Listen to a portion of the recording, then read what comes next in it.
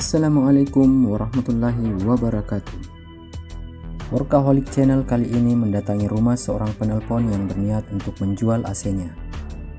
Setelah mengetes indoor dan outdoor masih layak, masih bagus, oke, kita deal untuk membeli AC ini. Pemiliknya sudah membeli AC baru dan memutuskan untuk tidak memperbaiki AC ini dan menjualnya saja. Oke, kita bawa pulang AC-nya.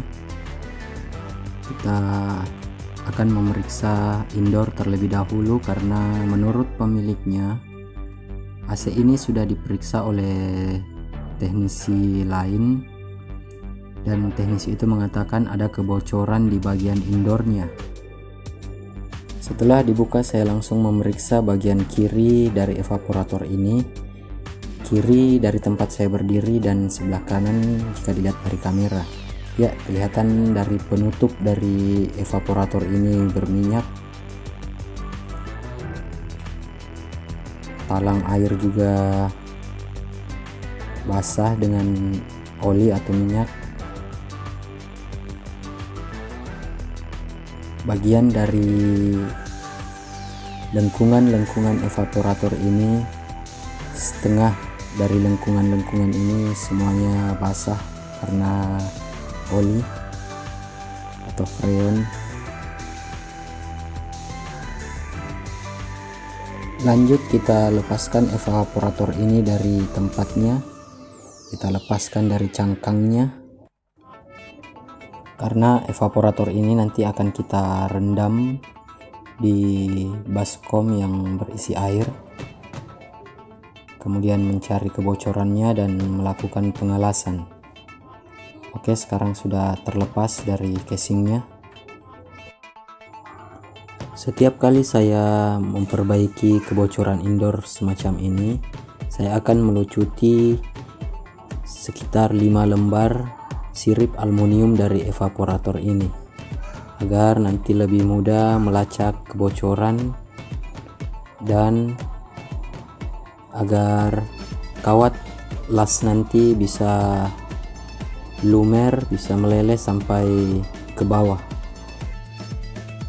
Setelah melucuti 5 lembar sirip aluminium dari atas sampai ke bawah, sekarang kita amplas menggunakan kertas gosok.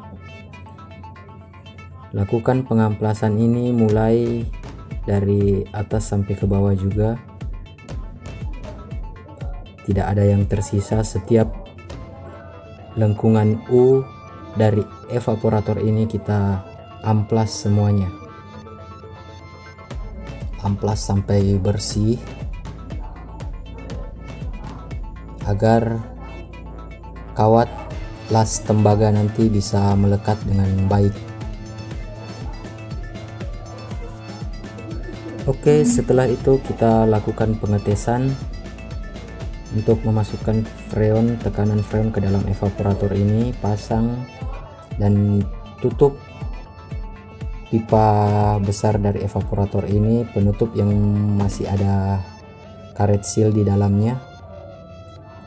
Lalu kita pasang selang manifoldnya di pipa yang kecil, pipa satunya lagi. Kemudian kita akan beri tekanan freon sebanyak 200 PSI.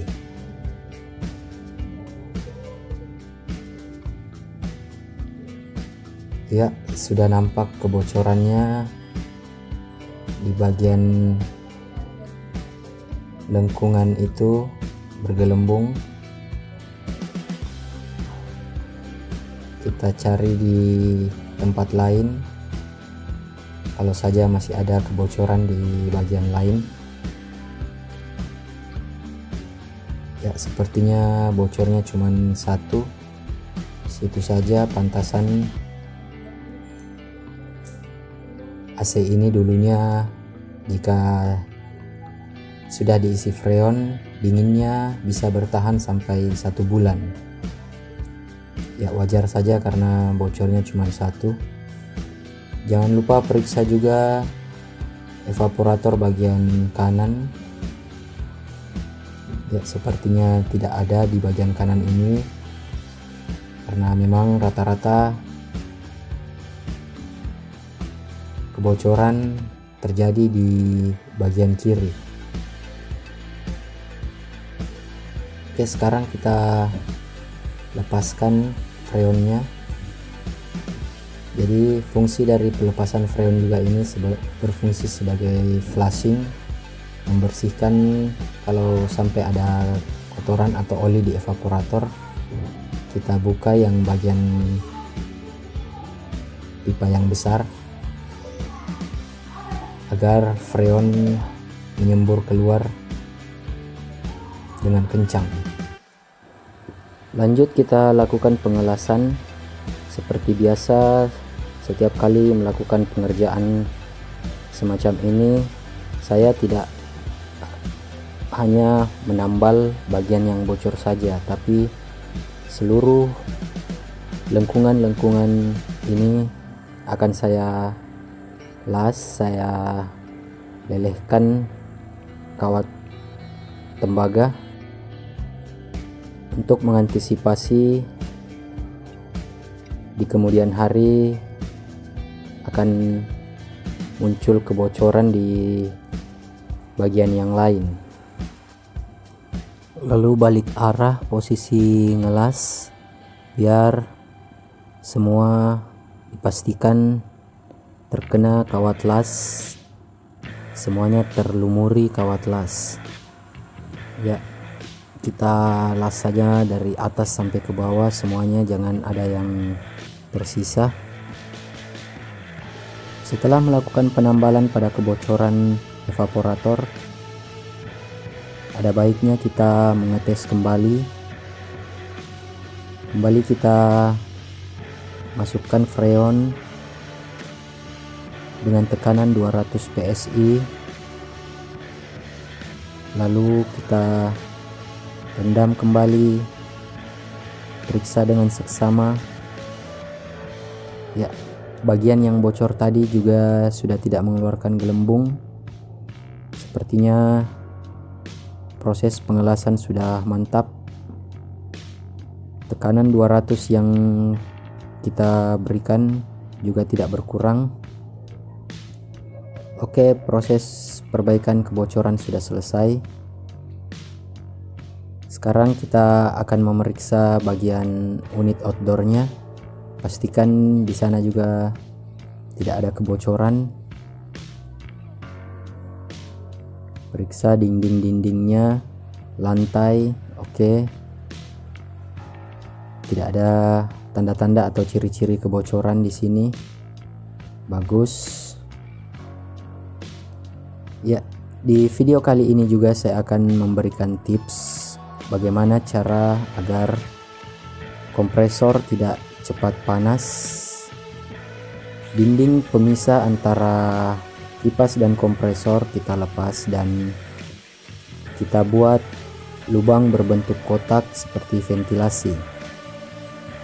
Jadi fungsinya agar hawa panas kompresor juga terisap oleh putaran dari kipas outdoor ini. Oke, setelah semuanya selesai, kita rapikan kembali AC-nya. Jika merasa video ini bermanfaat, dukungannya dengan cara like, comment, share, and subscribe. Assalamualaikum warahmatullahi wabarakatuh.